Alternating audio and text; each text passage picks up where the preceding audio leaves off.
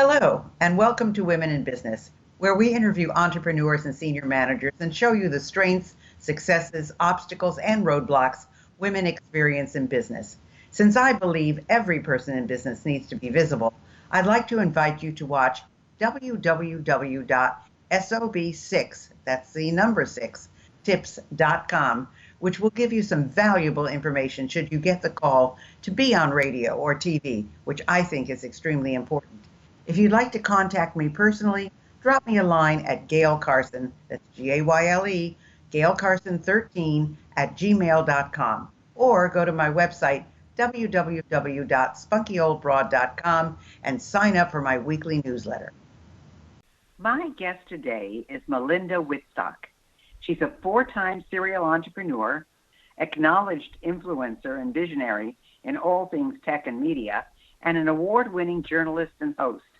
A passionate advocate for women entrepreneurs, her mission is to catalyze the ecosystem where women lift as they climb by mentoring each other and investing in each other and throwing business to each other.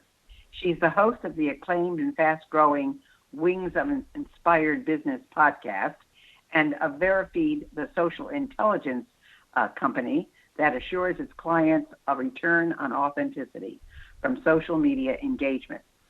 A meditation, yoga, and visualization devotee, as well as a maverick adventurer whose travels have taken her to many exotic places, including Sir Richard Branson's Necker Island and the Amazon rainforest. She's also passionate about encouraging conscientious and conscious leadership and evolved enterprise companies that do well by doing good. She's a loving mom to 2 teenage kids and a golden retriever. Welcome, Melinda. Gayle, it's so good to be with you. Well, you are a mover and a shaker. I know you. I know how you operate, and you just don't let anything get you down.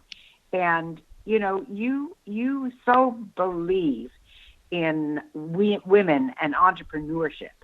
And what do you think particularly is great for women right now? And are we really holding ourselves back anywhere? Oh, gosh, those are both great questions. I'll talk about the wonderful thing for women right now. I think the way companies are run is changing. And I think the millennials are a really big part of this, where company culture and mission is increasingly important. And when I think of the natural or kind of archetypal feminine that we have, where we're really good with intuition and empathy, what used to be called the soft skills are actually the most important skills in business. And these are not weaknesses. These are huge strengths. So I think as women really step into this, our ability for manifesting wonderful relationships, because business, as we all know, really is about relationship. And women also tend to be really focused on social mission. So now there's just so much opportunity in entrepreneurship to use business as a force for social good. So I think that uniquely suits us to go and use business to solve a lot of the big intractable problems in our world, whether it's education or climate change. And so I'm so excited and kind of bullish, in fact, for women in business. And the second question, what holds us back? It's really what holds anyone back. We hold ourselves back sometimes. I think women are afraid to play big. I think we think that somehow if we're super successful, honestly, people won't like us. We'll scare all the men away. The women will kind of not like us either. We're afraid sometimes to play big. I think rather than fear of failure, our issue is fear of success. And I think the other thing that really holds us back is we love to do everything. And while we're busy running around doing everything, we can't get leverage to really scale a business. A lot of women end up creating jobs for themselves rather than creating businesses. Well, that's true. That's true, because depending on what they want, I mean, they may be saying that, they just want kind of a hobby, They're really not interested in making big money, but big money is important. So, I personally think that women are great leaders, but I do think that sometimes they don't speak up for themselves as much as they should. In fact, I was just talking to someone the other day, and she was saying the same thing that I heard women say 10 years ago, which was, well, when I said it, nobody paid attention. And then when a guy repeated it later, everybody thought it was a brilliant idea. Oh, gosh. So I think Yeah. it has as much to do with how they say it and what kind of projection they have in terms of body language as well as voice that makes a difference, because certainly there are women who are paid attention to. So, you know, I had never heard until about, 4 or 5 years ago, masculine and feminine energy. I mean, when somebody talked about, and I know that my energy was masculine, so I really worked on trying to develop the feminine side of me, because I know that, well, just running your own business and growing it takes a lot of masculine energy, but I've always had that since I was a little kid. So where do you find the ideal balance for evolved leadership? Oh gosh. Well, the critical word is balance. I, like you, was very much in my masculine, and honestly, I didn't know any other way to be in my 20s, 30s, and even into my 40s, because there were no female role models that were who were aiming for big moonshots like me, right? And really speaking up and really going for it. So I thought that was the only way I could really be, and it came at a cost of me ignoring a lot of the things about myself. For instance, my intuition and empathy that are serving me extremely well in business now. So like you, I had to kind of work on bringing myself back into that balance. I think if we're too much in our feminine, we run the risk of not getting anything done at all. So it has to be really a little bit of both. And I think that's true also for men, by the way, when we're using the archetypal energies. And Carl Jung is very good to read on this, the kind of archetypal masculine and feminine. When we're using the best of both, we're really performing at our optimum. And when we're conscious about our behavior and our mindset and all of these different things, we function at a much, much higher level. Well, there's no question about that. And I think men have learned to use their feminine energy more. And I think women have learned to use their masculine energy more. And hopefully we're progressing in that particular way. But, you know, you are involved with the Wings mission. And that is all about lifting women in business. And that's it's a great word, lifting women in business. But how do you do it? Oh my goodness. So first of all, it's a big mindset shift for all of us. I think the early pioneers for women in business, like Gayle, when I think of your career and all that you did, and in the 1960s, when there weren't really a lot of women, stepping up like you were, right? We were all in scarcity at that time. Right? There weren't very many places for women. And I think somewhere along the line, we all got this idea that, there's only so much oxygen at the top of the mountain for only a few of us can actually succeed. And we need to shift that mindset. And I think we are shifting that mindset from scarcity into abundance. And in fact, when women collaborate with each other, rather than being in isolation or being like at odds with each other, when we actually collaborate with each other, our brains release the feel-good chemical oxytocin. So we actually do so much better. Like, the worst thing for us is to be isolated. We need that relationship. We need the help and assistance of other women. And often I think we're heard more, going back to your earlier point, when women really back each other up in a meeting or a circumstance, or say, for instance, if you're going out to raise money for a technology startup, as I've done with venture capitalists who only give 2% of the money to women. If women are working to kind of back each other up in that scenario, we all do better. And so just really shifting into more of an abundance mindset is a really, really big part of this.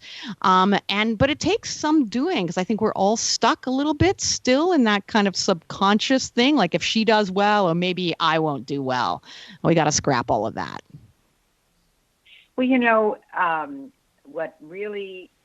what used to tick me off, and it still does when I hear it, I don't hear it as much anymore, but I still do hear it. 20 years ago, when I was doing a lot of leadership training for women, they would always say to me they much preferred to work for a man than for a woman, because they felt that the woman could be vindictive and could squash their hopes, and that didn't want anybody challenging her. And today I don't hear it as much, but I still hear it. So what is your experience with that? Yeah, that's interesting. I remember my first job on the Times of London. There were hardly any, like there was a handful of female correspondents. Really, there were three of us. And there was one woman who was an editor, a features editor.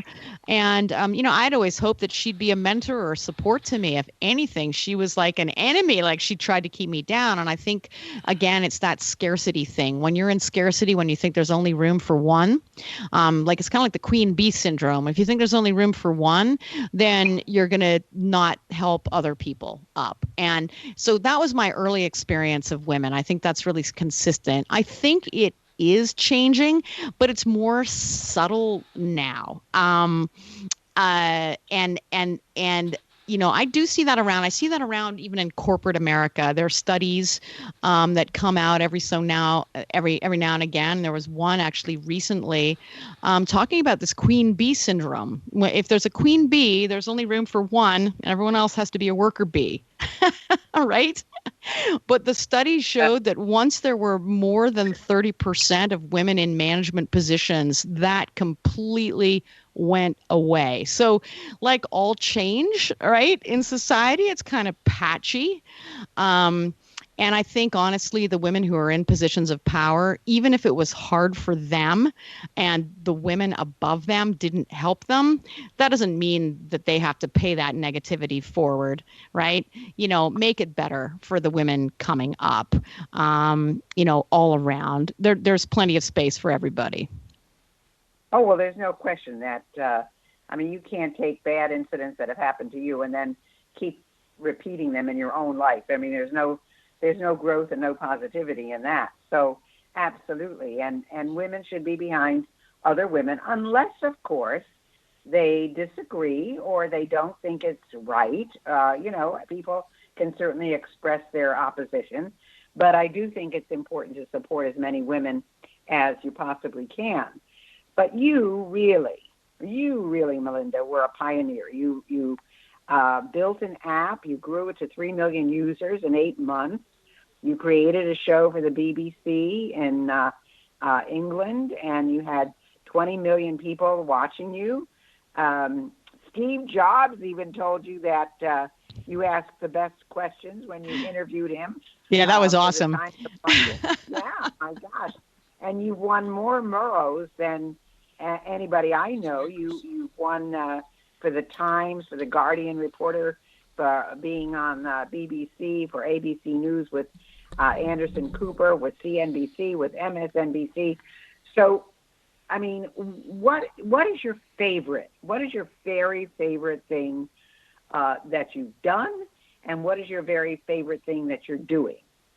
Oh my goodness, that's such a hard question to answer because I love all the different aspects of my life. It's been such a really interesting journey. And I think I set out as both an entrepreneur and as a journalist to avoid boredom. That was one of my major goals.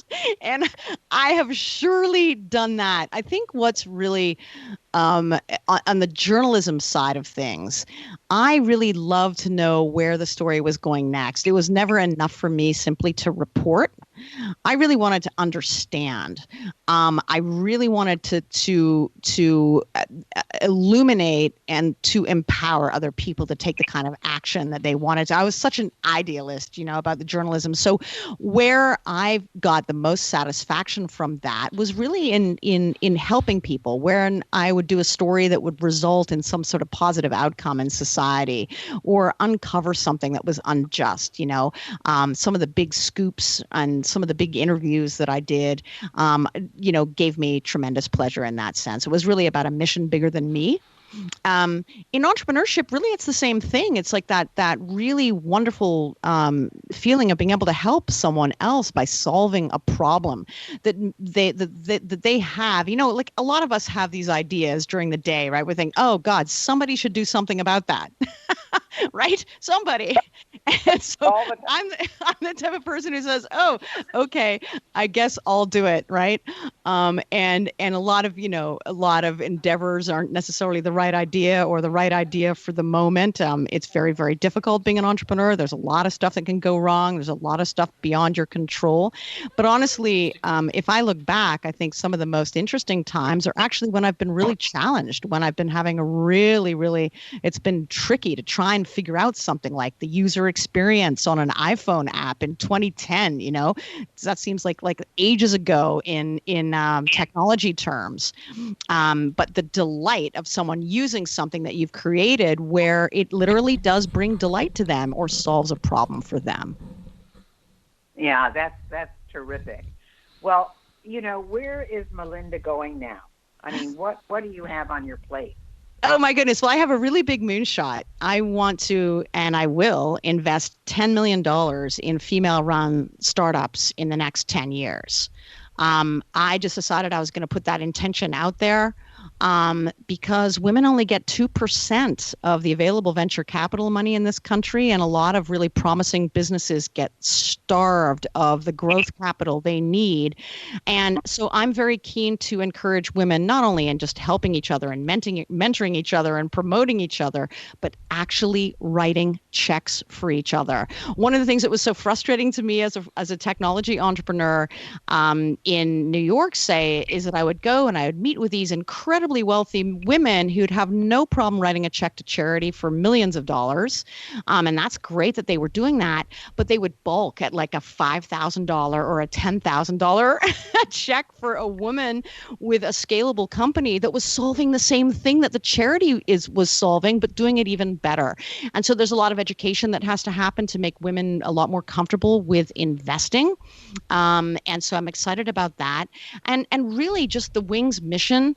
I just can't wait to see a lot of women with promising businesses really get the right mindset, the right mojo, get access to the right kind of money that they need to really go out and change the world. So as much as I can be a catalyst and all of that, that's my big mission right now. So isn't that interesting? Do you think that's an ego factor? The fact that they can write a check for $1 million to a charity for which they'll be acknowledged and publicized, and then writing a much smaller check to a potential business that can grow to something that they can be a part of and a big part of. And what do you think the motivation there was? Well, I was kind of curious. I mean, I can go on what they said, which was like, oh gosh, like it was either a variation of my husband handles all our investments. I do the charity. So it was like a division of labor in some cases, which I found really, it's 2018. Right. And the other one was, oh, I don't really know much about that. It was a fear. It was a sense of like they didn't feel qualified. And I think a lot of women at whatever station we are in life wait to be anointed at something rather than just, and you can't do that as an entrepreneur. I mean, you'll wait forever if someone else has to anoint you. But I saw that. No question. Yeah. No question in that. Yeah. Yeah. And I just saw that was a really big part of it is like, I'm not, it was all those things, right? Like, I'm not qualified. I don't know enough. I need to go get my degree in that or something, right? It's like, no, you don't. And so I think women tend to get very credentialed and we love to learn and like go out and, sometimes this is, it's perfectionism is what it is. We often shy away from doing the big things because we think we have to be perfect or we think we have to know everything before we open our mouths. And that's the thing that really truly holds us back, including women who could be really leveraging their wealth and making more money and doing more good for the world by investing in entrepreneurs.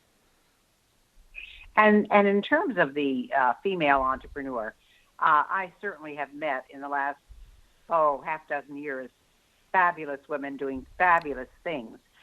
Yet I find there is still a strain in this balance of home life and work. Some have been able to say, okay, 5 o'clock comes, I leave. We're having dinner every night together, which is not easy when you've got teenagers who are involved in 10,000 things. But, you know, that classic, let's try to get together as a family as much as we possibly can, versus working 24/7. What do you see with the entrepreneurs that you work with? Okay, so I think hustle is a 4-letter word. There's this idea we have in Western culture that this kind of no pain, no gain, that you've got to like work yourself into the ground to be able to succeed, or just even the word hustle. I object to that. That whole notion. I find that when I actually take time for myself, time for my family, time for moments of quiet solitude, often I'll have my best ideas when I'm walking my golden retriever, or while I'm doing yoga, or while I'm in the shower, or while I'm actually doing nothing. And rather than a task list or a to-do list, I have an intentions list. When I wake up in the morning and I do my meditation, I think about the results I want at the end of the day. I don't sweat the how. I used to do that, but it wasn't productive for me. I don't sweat the how. I set the intention. I imagine it done. I don't stress about how it's going to get done, but just that it is done, and I feel gratitude for it. And then I disattach myself from that outcome and I go about my day. I also ask to take inspired action. So I do less work, but the difference is I do the work that's going to give me the most leverage in any given day. So if I accomplish this one thing, it's going to have all these other impacts, as opposed to doing something else that maybe would be less leverage. And this is so critical for anyone in business, is to really double down on the things that only you can do and delegate the rest. Ask for help. Like, you can't do it all. So when people get into that kind of like, I got to work, I got to do it all, they burn out. They're not their best. And often that's when you get into kind of just running in place and not getting anywhere. Really, really, really smart. We have about 4 minutes left, and I want to make sure that I cover everything that anybody really should want to know about Melinda. So first of all, let's give them how to reach you, and if you have anything that you'd like to give them, let's do that first. Where can they find Melinda? Okay, well, wonderful. Well, I'd love you to listen to my podcast. It's called Wings of Inspired Business, and it's everywhere where you can get podcasts: iTunes, iHeartRadio, Spotify, Google, Stitcher, everywhere. So just look that up, Wings of Inspired Business. And then if you are an entrepreneur, a female entrepreneur, or even a man, we do have men that take our courses. We have something called Wings of Success. And I've brought together 65 top women entrepreneurs, all with 6, 7, 8, 9, even 10-figure businesses, like Kara Golden from Hint Water, who reached $1 billion in revenue. All of us paying it forward with all our lessons across mindset, mojo, and money. And it's unbeatable value. We call it the Wings of Success Inner Circle. And you can join that with a special discount for Wings listeners at wingspodcast.com/Inner Circle, wingspodcast.com/Inner Circle. And you can also attend a free summit that we have with a lot of these amazing lessons as well. And that's just wingsummit.com. And then you can find me everywhere on social media. Melinda Wittstock 2020 on Instagram, Melinda Wittstock on LinkedIn, Melinda Wittstock on Facebook, and Melinda Wings on Twitter. And Melinda Wittstock, it's Wittstock. That's right. Yes. And so, oh gosh, Melinda, you are just such a wealth of everything. We have 2 minutes left now. What didn't we say that Melinda wants to say? Oh my goodness. I just want people to really believe in themselves. You know, so much of what holds us back are these old, kind of limiting beliefs, we all have, and I've had my share of those, right? Between the ages of 0 and 7 years old, we inherit all this stuff. Gosh, even just from watching television. And it holds so many of us back. And so I would just encourage everybody, because I know this has been such a huge thing in my life, and getting past a lot of the difficult circumstances that I've had in my life, particularly with a really rough childhood, to be able to do things like meditation, do things like, connecting really with other people, living intentionally, and letting those limiting beliefs go, and embracing the world with gratitude. I mean, I just can't shut up about that. And you can see the difference, and you can see what's possible and the miracles that happen when people truly embrace that way of thinking and living. Well, folks, you heard it here. This has been Melinda Wittstock. Look for her podcast, which is, I want to make sure I get this exactly right. It's Wings of Inspired Business, right? Wings of Inspired Business. And Wings, by the way, stands for Women Innovating, Networking, Growing, Scaling. Perfect. Melinda, thank you so much for being with us today. You are just a bundle of energy and success, so we really celebrate you. Thank you so much. Thank you, Gayle, and for all the inspiring work that you do in the world and all your success. You are a leading light and inspiration to so many. So thank you for having me on. Thanks for listening to Women in Business. I hope you enjoyed today's show, and if you have any suggestions as to who you'd like me to have as a guest, just email me at gaylecarson13@gmail.com. Be sure to check out www.sob6tips.com. And in the meantime, go to www.spunkyoldbroad.com to see the resources I have for you.